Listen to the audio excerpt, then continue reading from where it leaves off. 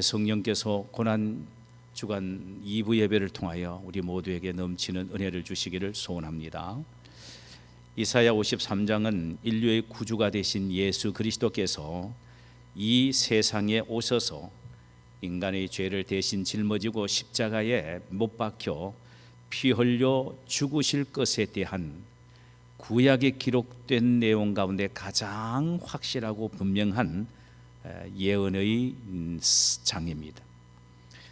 그의 예언이 무엇이며 또 어떻게 이루어졌으며 그리스도의 고난이 인간에게 가져다 준 효과가 무엇인지에 대해서 우리가 이 시간에 함께 나누기를 원합니다. 첫째로, 인간에게 외면당할 것을 구약에서 이미 예언을 하셨습니다. 2절 하반절에서는 고난당할 그리스도, 즉 메시아의 외적인 모습에 대해서 이렇게 묘사하고 있습니다. 그는 고운 주 앞에서 자라나기를 연한 숯 같고 마른 땅에서 나온 뿌리 같아서 고운 모양도 없고 풍채도 없은즉 우리가 보기에 흠모할 만한 아름다운 것이 없도다 그랬습니다. 메시아는 외적으로는 전혀 볼품이 없기에 사람으로부터 인정받지 못할 것이다 라는 예언이 소개가 되었습니다. 그 예언대로 메시아인 예수님은 자기 땅에 오셨으나 많은 사람들에 의하여 외면을 당하셨습니다. 그는 유대인임에도 불구하고 유대인들에게 조롱과 멸시를 당했습니다. 나사렛에서 무슨 선한 것이 날 수 있겠느냐 하며 철저히 외면을 당했던 것 같습니다. 그러나 그분의 사역은 생명력이 넘치기도 했지요. 이에 대하여 본문 2절 상반절에서 이렇게 기록합니다. 그는 주 앞에서 자라나기를 연한 순 같고 마른 땅에서 나온 뿌리 같아 그랬습니다. 연한 순과 줄기는 비록 연약하고 힘이 없으나 생명력이 있지요. 마른 땅은 그 당시 시대상을 의미하기도 합니다. 마른 땅과 같이 황량한 시대에 나타난 메시아는 비록 연약하고 보잘것없이 보이나 순과 뿌리처럼 생명력을 발휘함으로 그의 나라는 점점 확장해 나갈 것임을 예언하고 있다는 말씀입니다. 그의 예언대로 그는 가는 곳마다 생명의 역사가 일어났지요. 그의 입에서 나오는 복음을 들은 사람은 영적으로 살아난 놀랄만한 역사가 있었습니다.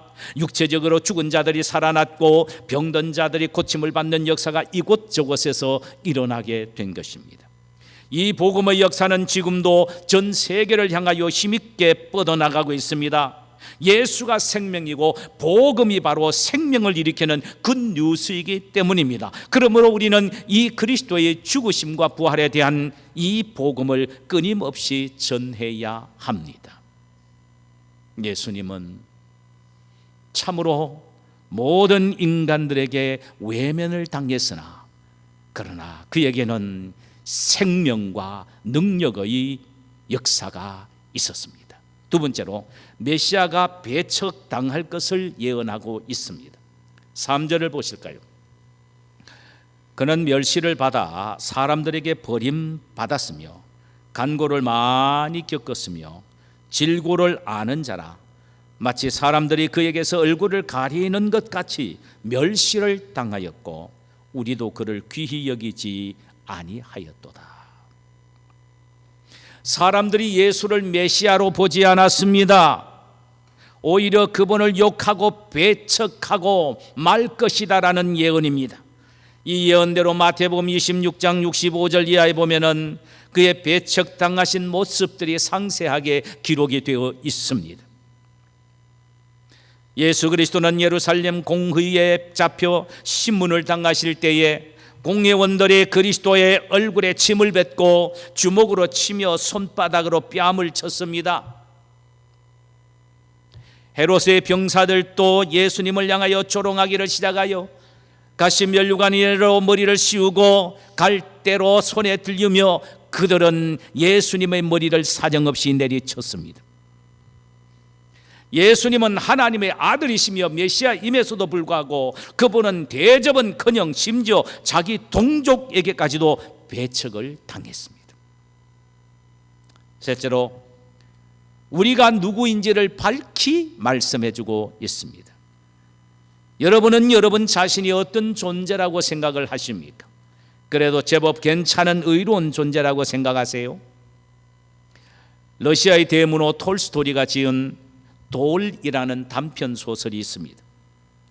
여기는 두 여자에 대한 이야기가 나옵니다. 두 여자가 어느 유명한 지에 있는 노인에게 찾아가서 자신들의 인생 상담을 하게 됩니다.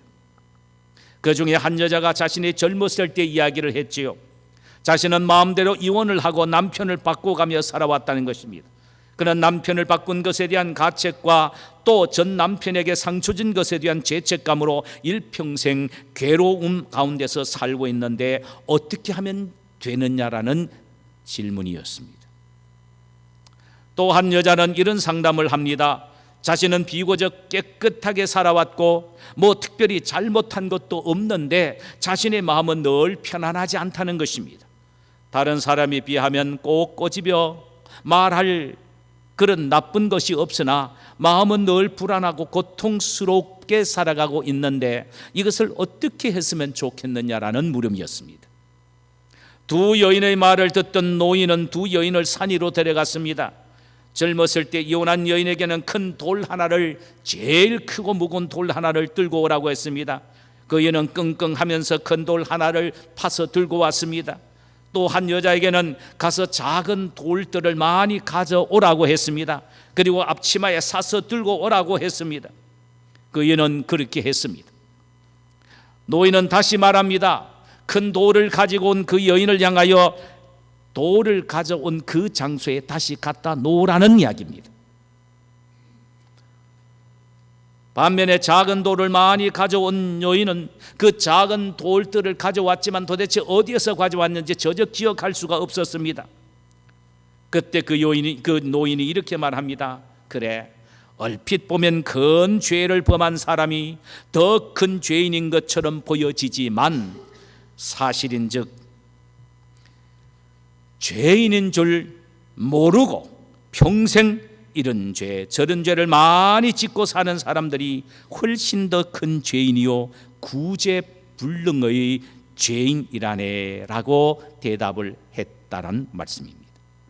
현대인에게 가장 슬픈 것은 죄의식이 없다는 것과 있어도 매우 희박하다는 데 있습니다. 그러나 성경은 매우 강조합니다. 우리 모든 인간은 죄인이 돼 본질적으로 철저하게 타락된 자기 힘으로는 자기 죄를 해결할 수 없는 구제불능의 죄인임을 강조하고 있다는 사실입니다. 오늘 본문 6절에서 이 사실을 한마디로 이렇게 표현합니다. 우리는 다 양 같아서 그릇 행하여 각기 제 길로 갔거늘 여호와께서는 우리 모두의 죄악을 그에게 담당시키셨도다 라고 했습니다. 이 구절에서 말하고 있는 것은 우리가 우리 눈으로 볼 때는 그렇게 보이지 않는다 할지라도 하나님의 눈으로 보실 때는 목자 말 듣지 않고 제멋대로 천방지축으로 다닌 양과 같은 존재라는 것입니다. 이런 존재인 우리를 보시고 성경에는 죄인이라고 말을 하지요.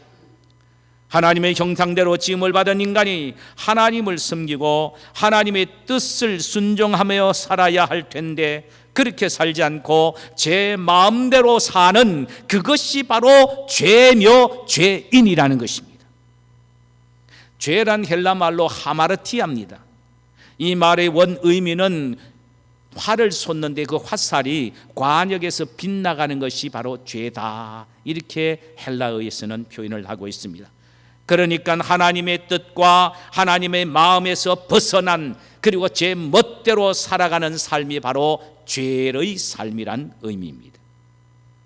그런 면에서 보면 모든 인간은 자신을 지으신 하나님을 섬기지 않고 그분의 말씀에 순종하지도 않고 제멋대로 살아왔으니 우리 모두는 죄인이라는 사실을 부인할 수가 없다라는 말입니다. 이것이 바로 우리의 신분입니다. 이런 우리의 죄를 하나님이 도대체 어떻게 청산을 하셨습니까? 오늘 명쾌하게 한마디로 이렇게 말합니다. 여호와께서 우리 무리의 죄악을 그에게 담당시키셨도다라고 했습니다. 하나님은 우리 인간의 모든 죄악을 그에게, 즉 예수 그리스도에게 담당시키셨다, 이렇게 말합니다. 이 말은 하나님은 우리의 죄값을 우리에게 묻지 않고 그 아들 예수에게 물으셨다는 말입니다. 더 나아가서 우리 어깨 위에 눌려져 있던 무거운 죄의 짐을 자신의 외아들인 예수의 어깨 위에 올려놓으셨다는 말입니다. 그로 말미암아 우리는 편안한 존재가 되었다는 말입니다.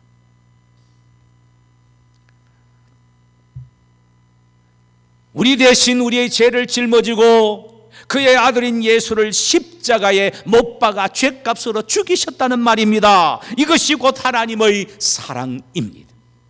여러분은 하나님의 이 넘치는 사랑의 감격에 눈물 흘려본 적이 있습니까? 이 사랑은 억지로 못합니다. 성령이 사람들의 마음속에 들어와서 이 하나님의 사랑을 깨닫고 깨달아질 때에 감격하며 눈물을 흘리게 됩니다. 하나님의 은혜와 도우심이 없으면 죄 짓는 것 외에는 아무것도 할 수 없는 천방지축과 같은 것이 바로 우리의 모습이라는 말입니다. 하나님은 당신의 아들 예수를 우리 대신 이 세상에 보내어 우리 죄값을 값을 짊어지고 십자가에 피 흘려 죽게 하심으로 우리의 모든 죄를 청산케 하셨고, 예수 그리스도 안에서 우리를 하나님의 자녀로 만드시고 의인으로 인정해 주셨단 말입니다. 이것이 전부 다 하나님의 사랑이고 하나님의 역사와 하나님의 은혜라는 것입니다. 네 번째로 생각해 볼 것은 메시아의 고난이 우리에게 가져다 준 효과에 대해서 예언을 하고 있습니다. 예수님이 십자가에 피 흘려 죽으신 이 메시아의 고난이 우리에게 오늘날 우리에게 가져다 준 도대체 효과, 유익이 도대체 무엇이냐 하는 것에 대하여 예언을 하고 있단 말이죠. 5절을 보실까요? 그가 찔림은 우리의 허물을 인함이 때문이요 그가 상함은 우리의 죄악 때문이라.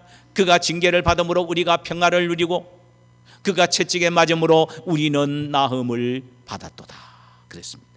여기에 보면은 그리스도의 고난이 우리에게 가져다 준 효과를 몇 가지로 이야기를 하는데, 첫 번째 효과는 그는 우리의 허물을 위하여 지키셨고 죄악을 위하여 상하셨다는 말입니다. 이 말씀을 다른 말로 하면은 예수님이 지키심으로 우리의 허물이 용서함을 받고 예수님의 몸이 심령이 상하심으로 우리의 죄악이 용서함을 받았다라는 의미입니다. 그는 허리에 창이 찔렸고 양손과 양발에 못이 박혀 상할 대로 상의 피와 물을 다 쏟으시고 죽으셨습니다. 왜요? 우리의 허물과 죄악 때문입니다. 여기 보니까 허물과 죄악이란 말이 나오는데, 허물은 무엇이고 죄악은 무엇이냐? 헬라에 보면은 분명한 다른 단어가 나옵니다. 허물은 파라프토마라는 단어를 사용했습니다. 파라프토마. 죄는 하마르티아라는 단어를 사용했습니다. 도대체 이 사이의 차이는 도대체 무엇인가? 의미의 차이는 무엇인가? 파라프토마와 그리고 하마르티아. 유명한 어거스틴은 이렇게 설명을 했습니다. 허물은 부주의로 짓는 죄요, 죄는 고의적으로 짓는 죄다. 파라프토마는 부주의로 죄를 짓는 죄요, 하마르티아는 고의적으로 짓는 죄라는 것입니다. 제노비라는 사람은 허물, 즉 파라프토마는 생각으로 짓는 죄요, 그리고 하마르티아는 행동으로 짓는 죄다라고 말을 했습니다. 빈세트라는 사람은요, 허물, 이 파라프토마를 구체적인 행동으로 짓는 죄를 말하고, 하마르티는 일반적인 면에서의 죄를 의미한다고 했습니다. 메이어는 두 말이 거의 대동소이하게 해석을 해야 한다고 했습니다. 이 해석들을 종합해 보면은 허물과 죄는 아담으로부터 물려받은 원죄뿐만 아니라 우리가 매일매일 삶 속에서 생각과 마음과 행동과 입으로 짓는 모든 죄를 일컬어서 하는 총체적인 의미입니다. 이것이 바로 허물과 죄악이란 말입니다. 그렇다면 우리 모두는 매일매일 삶 속에서 허물과 죄악을 물 마시듯 하면서 살아가는 존재들 아닙니까? 예수님은, 고난의 종이 되신 예수님은 바로 우리의 허물과 모든 죄악을 용서해 주시기 위하여 십자가에서 찔리시고 상하시어 죽으셨다는 것입니다. 할렐루야. 그렇다면 우리는 죄를 회개한 이후부터는 이제는 더 이상 나의 허물과 죄는 없어졌다, 용서함을 받았다, 사죄함을 받았다라는 확신을 가져야 합니다. 할렐루야. 여러분, 예수님이 우리의 허물과 죄악을 용서해 주시기 위하여 십자가에 죽으셨는데, 그래서 우리의 모든 허물과 죄를 용서해 주셨는데도 우리는 아직도 그 허물과 죄를 용서함을 받았다는 사실에 대한 확신이 없이 부흥회 때마다 옛날 죄를 회개하고 괴로워하고 있다면 이건 말이 안 되는 겁니다. 이건 있을 수 없는 일이란 말이죠. 이 시간에 지금까지 여러분들이 그런 마음을 가지고 있었다면 적어도 여러분 허물과 죄가 예수 그리스도의 십자가를 통하여 완벽하게 용서함을 받고 씻음을 받았다는 사실을 믿게 되시기를 주님의 이름으로 축원합니다. 둘째로, 그분의 채찍이 우리를 낫게 하셨다는 것입니다.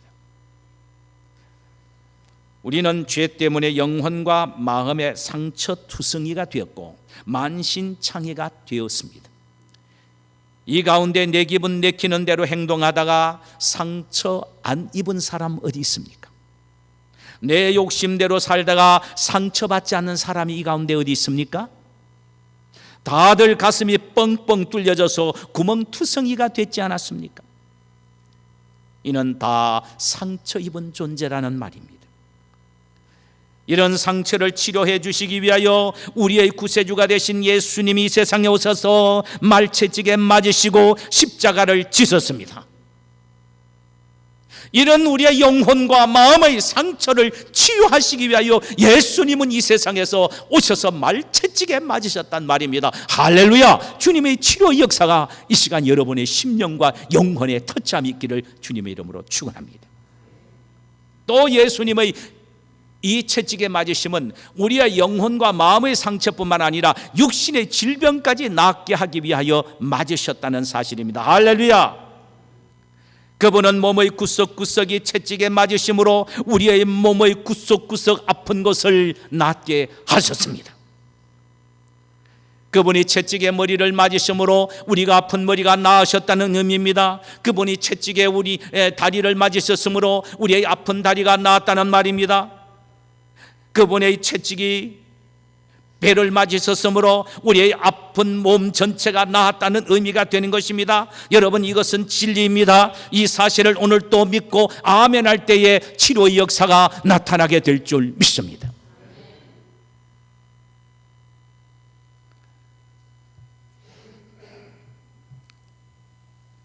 세 번째로, 그분이 받은 징계가 우리에게 평화를 가져다 주었다는 것입니다. 예수님이 하나님께 받은 징계가 무엇입니까? 징계, 참 좋지 않은 단어입니다. 하나님의 아들인 예수가 하나님에 의하여 징계를 받은 게 무엇일까요? 작권의 박탈입니다. 너는 내 아들이 아니라는 것입니다. 여러분, 사실 알고 보면요, 자기를 낳은 부모가 자기를 자기 자식처럼 생각하지 않고 버려버린 것, 이것만큼 마음 아프고 고통스러운 것 없습니다. 여러분 모두 다 잘 알죠? 옛날 이산가족 찾기에서요, 지금도 저는 머리에 생생한 게 있습니다. 서울에 있는 딸과 부산에 있는 엄마가 약 40년 만에 전화로 만난 이야기를 합니다. 쭉 이야기를 하는데요, 엉덩이에 반점이 있지 않느냐. 그래요, 내 엉덩이에 반점이 있어요. 이 딸이 6살 때 어머님에게 버림을 받았습니다. 부산 자갈치 시장에서 엄마가 빵 하나 사주며 자기 두 동생 데리고 내가 다리 올 테니까 잘 있어라 하면서 갔습니다. 그런데 너무 힘드니까 딸을 버렸습니다. 맞이를요. 그리고 남동생 둘만 데리고 갔어. 그때 딸이 기가 막힌 말합니다. 전화로요. 엄마, 왜 그때 날 버렸어? 엄마, 그때 왜 날 버렸어? 엄마가 울면서 너무 먹고 살기가 힘들어서 그랬다. 미안하다, 용서해. 자식이 부모로부터 버림을 당하는 것만큼 가슴이 저미는 징계는 없을 것입니다. 예수님은요, 이 세상에 계실 때 힘들고 어려울 때에 사람들에 의하여 큰 미움과 멸시를 당할 때도 산에 올라가서 하나님 앞에 기도하기만 하면, 사랑하는 내 아들아, 세상 사람들이 다 너를 외면하고 업신여겨도 나는 너를 사랑한다. 예수님은 하나님의 그 음성을 듣고 힘을 얻고 다시 일어났었습니다. 그런데 이게 웬일입니까? 하나님은 예수를 십자가에 매 다시고는 너는 내 아들이 아니라고 말합니다. 엘리 엘리 라마 사막다니, 나의 하나님 어찌하여 나를 버리셨나이까 라고 소리를 쳐도 너는 내 아들이 아니라는 것입니다. 너는 죄덩어리라는 것입니다. 왜요? 저와 여러분들의 모든 죄를 하나님은 당신의 외아들 예수의 머리 위에 뒤집어 씌우니, 예수가 하나님의 아들로 보이지 않아요. 하나님의 아들로 보이지 않고 모든 인간의 죄를 뒤집어 씌운 죄덩어리로 보였습니다. 그러므로 하나님이 예수를 가슴에 품을 수가 없습니다. 너는 내 아들이 아니다, 죄덩어리라면서 버린 것입니다. 버림을 당한 것입니다. 여러분, 예수님은 하나님에 의하여 십자가 위에 버림을 당하셨습니다. 예수님은 하나님에 의하여 십자가 위에 버림을 당하셨습니다. 예수님은 하나님에 의하여 십자가 위에 버림을 당하셨습니다. 예수님은 하나님에 의하여 십자가 위에 버림을 당하셨습니다. 죽어도 아멘 소리 안 하는구만. 죽어도 안 하네요. 야, 얼마나 뭉클한 이야기입니까? 누구를 위하여 버림을 당했습니까? 나를 위해서입니다. 죄인이 나를 버리셔야 하는데 나의 죄를 몽땅 예수님에게 뒤집어 씌워 예수님을 버리신 것입니다. 그 대신 하나님은 나를 당신의 가슴으로 당신의 아들, 딸로 안으셨습니다. 할렐루야!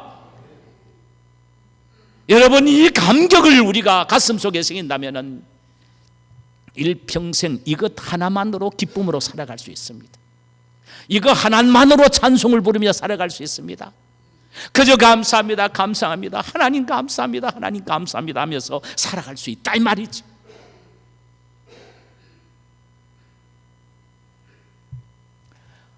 예수님은 하나님에 의하여 징계를 받으셨습니다. 그 결과 우리는 하나님의 아들, 딸이 되었고, 원수 관계였던 우리가 부자 관계가 되어서 모든 불안과 초조와 고통은 없어지고 평안과 화목만 있게 됩니다. 그래서 우리는 하나님 앞에 나가 하나님을 향하여 아버지 하면요, 오냐 내 사랑하는 아들아 딸아 하면서 가슴으로 포근하게 안아주시는 은혜를 경험하게 될 것입니다. 사랑하는 여러분, 예수님이 살이 찢기시고 상하심으로 우리의 허물과 죄가 용서함을 받았습니다. 아멘입니까? 예수님이 채찍에 맞으셨으므로 우리의 영혼과 육신과 마음의 병이 치유함을 받았습니다. 그분이 하나님의 징계를 받으심으로 우리가 하나님과 평화를 누리게 되었습니다. 이 사실에 깊이 감격할 수 있어야 합니다. 여러분은 이 은혜에 감격하여 눈물을 흘려보신 적이 있으십니까? 도대체 이런 영적인 감격적인 사건이 일어난 현장이 어디입니까? 십자가입니다. 십자가는 이 모든 사건의 성취된 역사적인 현장이며 은혜의 현장입니다. 그러므로 우리는 끊임없이 십자가를 쳐다보아야 합니다. 우리의 삶 속에 십자가를 바라봄이 없이는 그 어떤 능력도 은혜도 체험하기를 기대할 수가 없다는 사실을 알아야 합니다. 우리는 지금 성찬을 앞에 놓고 있습니다. 예수 그리스도의 십자가를 생각하며 그분이 십자가 위에서 이루신 사건들을 기억하며 그 은혜를 다시 한번 확인하는 현장이 되어야 합니다. 떡을 먹으면서 예수 그리스도의 찢기신 살을 생각하고, 잔을 받으면서 예수 그리스도께서 십자가 위에서 흘리신 피를 생각하며, 그 피가 나의 모든 허물과 죄악을 용서해 주셨고 그 살이 나에게 새 생명을 주셨다는 사실을 다시 한번 되새기면서 영적인 은혜를 우리 심령 속에 채워 넣어야 합니다. 그래서 이 은혜의 감격 속에서 남은 생을 살아가야 할 것입니다. 그러므로 우리는 이 시간만이 아니라 매일의 삶 속에서 구원의 형장인 십자가를 끊임없이 바라봐야 합니다. 일을 하면서도 주님의 십자가를 생각하며, 차를 운전하면서도 주님의 십자가를 생각하며 바라봐야 합니다. 나를 위하여 죽으시고 부활하신 예수님에게 우리의 시선을 집중해야 한다는 말입니다. 사실요, 이 은혜야, 이 기쁨과 이 감격 속에 우리가 산다면요, 우리는 어떤 경우에도 승리하며 살아갈 수가 있습니다. 할렐루야, 할렐루야 찬양 부리며 살아갈 수 있습니다. 감사합니다, 감사합니다 하고 살아갈 수 있습니다. 문제는 뭐냐? 우리의 시선이 내 자신에게, 그리고 이 삶의 환경에, 인생살이에 고정이 되니까 문제가 생기는 거예요. 끊임없이 주님을 쳐다보며 주님의 십자가를 바라보며 주님께 고정이 된다면 십자가는 은혜의 원천이기에 우리 심령 속에 영적 은혜가 강물처럼 그 순간에 부어줌의 역사가 있을 줄 믿습니다. 우리는 그렇다면 어떻게 살아야 합니까? 바울은 이렇게 소리칩니다. 고린도후서 5장 15절을 제가 모든 사람을 대신하여 죽으심은 산 자들로 하여금 다시는 저의 자신을 위하여 살지 않고 오직 저희를 대신하여 죽었다가 다시 사는 자를 위하여, 다시 사신 자를 위하여 살게 하려 함이니라. 갈라디아서 2장 20절 내가 그리스도와 함께 십자가에 못 박혔나니 그런즉 이제 내가 산 것이 아니요 내가 안에 그리스도께서 사신 것이라. 이제 내가 육체 가운데 사는 것은 나를 사랑하사 나를 위하여 자기 자신을 버리신 하나님의 아들을 믿는 믿음 안에서 사는 것이다. 이제는 우리 자신을 위하여 살지 말고 우리를 위하여 죽으시고 구원하신 우리 주님 예수님을 위하여 살아야 한다는 말입니다.